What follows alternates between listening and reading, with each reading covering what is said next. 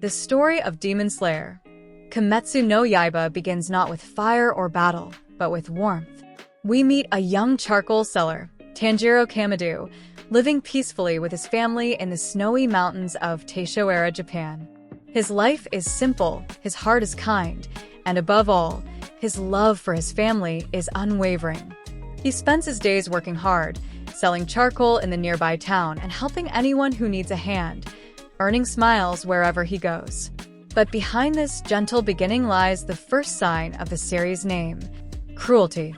On what seems like an ordinary day, Tanjiro promises to bring home more food and make everyone happy for the new year. He says goodbye to his mother and siblings, carrying warmth in his voice and hope in his heart.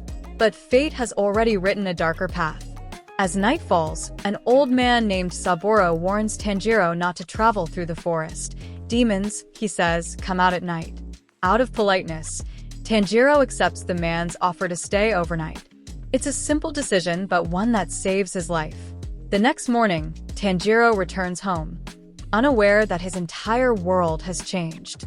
As he approaches his house, a strange metallic scent fills the air.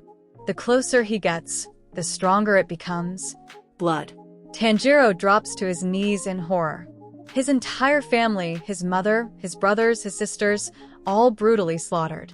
Only one faint heartbeat remains, Nezuko.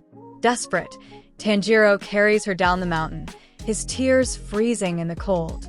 He pleads for anyone to help, but the nightmare deepens.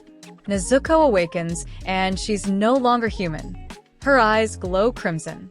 Her teeth sharpen. The sister he swore to protect now lunges at him, snarling like a wild beast.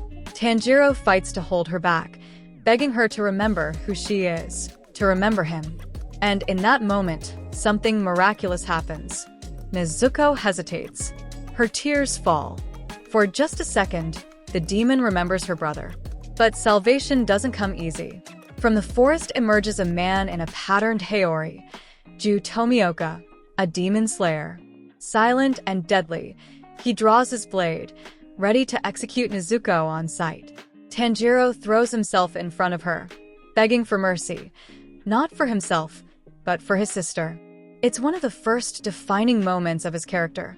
Even when faced with death, he refuses to give up on love. Ju strikes, but Tanjiro fights back with nothing but rocks, his own body, and sheer determination. He fails, of course, but his spirit stuns Ju. And then, something happens that even a seasoned demon slayer doesn't expect. Nezuko, instead of attacking, protects Tanjiro. A demon, shielding a human. That single act changes everything. Ju spares them both. He tells Tanjiro there might still be a way to save Nezuko, and sends him to find a man named Sakanji Urokodaki, hidden at the base of Mount Sajiri. As the siblings stand together in the falling snow, their journey truly begins. A boy and his demon sister, walking a path stained with sorrow, bound by hope, and destined to change the world. Episode 1, Cruelty, is one of anime's most powerful openings. It takes just 20 minutes to tear away everything from its hero and replace it with an unbreakable resolve. Tanjiro Kamado, the boy who lost his family to demons, begins his path to becoming a demon slayer. And that's the beginning of Demon Slayer, Kimetsu no Yaiba. A story of loss, love, and the fight against darkness itself. Episode 2 of Demon Slayer, Kimetsu no Yaiba, titled Trainer Sakanji Urokodaki, picks up right where the heartbreak of Episode 1 left us. Tanjiro and Nezuko, the last surviving members of the Kamado family, have begun their journey down the mountain, searching for hope in a world filled with demons. But survival won't be easy, because from here on, the line between man and monster will only grow thinner. Grief is a heavy thing, and for Tanjiro, it's an unending burden. Even after escaping death, the memories of his mother's smile and his siblings' laughter haunt every step. But Tanjiro doesn't have time to mourn.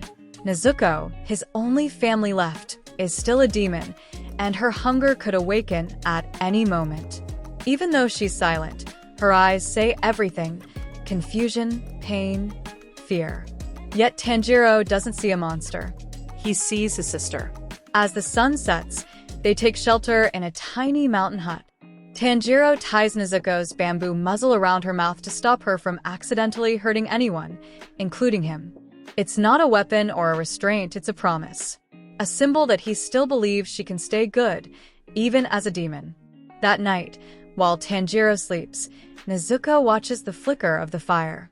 You can almost feel her fighting the hunger inside, the struggle between demon instincts and the remnants of her humanity. Ufotable's direction here is beautiful, quiet, emotional, but filled with tension. It's the calm before a storm. The next morning, Tanjiro discovers signs of blood and destruction. And, before he can react, a demon attacks. It's the first true battle of the series.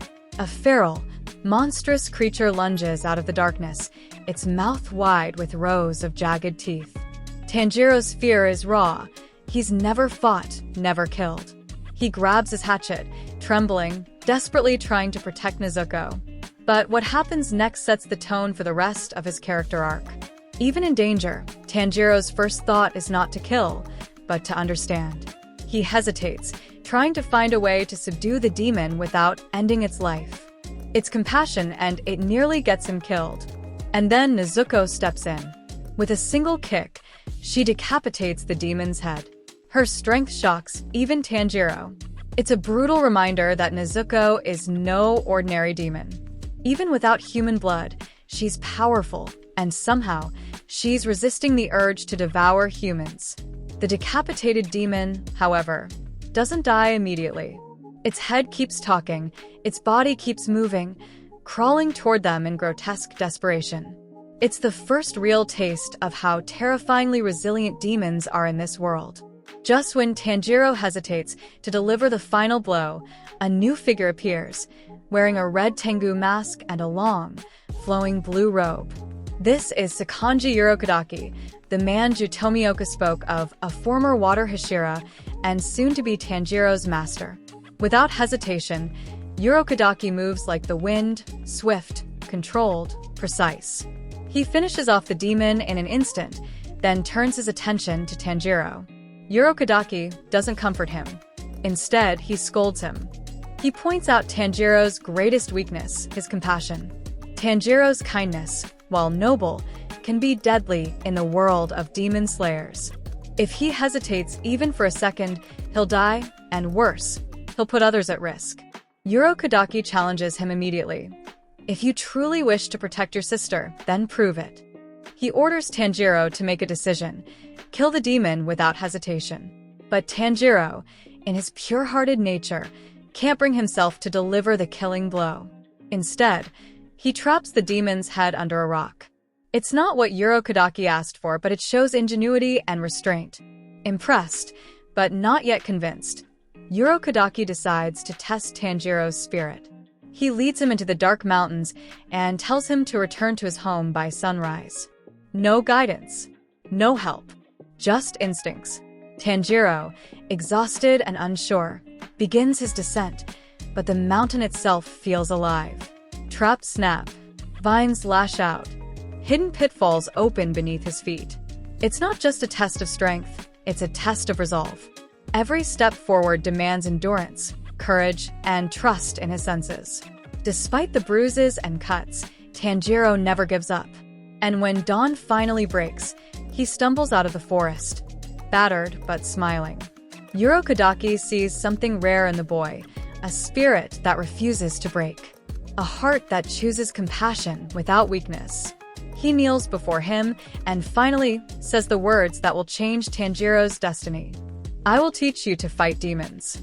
From this moment, Tanjiro Kamado officially begins his journey as a demon slayer in training. Episode 2, Trainer Sakanji Urokodaki, is more than just a setup, it's the foundation of Tanjiro's transformation. He's no longer just a boy mourning his family. He's a survivor with a mission, guided by a teacher who will shape him into a warrior. This episode beautifully balances hope and hardship, showing us that in this cruel world, compassion isn't a weakness, it's strength. And so, under the watchful eye of Urokodaki, Tanjiro's true training begins. But Tanjiro's training won't be easy. Episode 3 of Demon Slayer.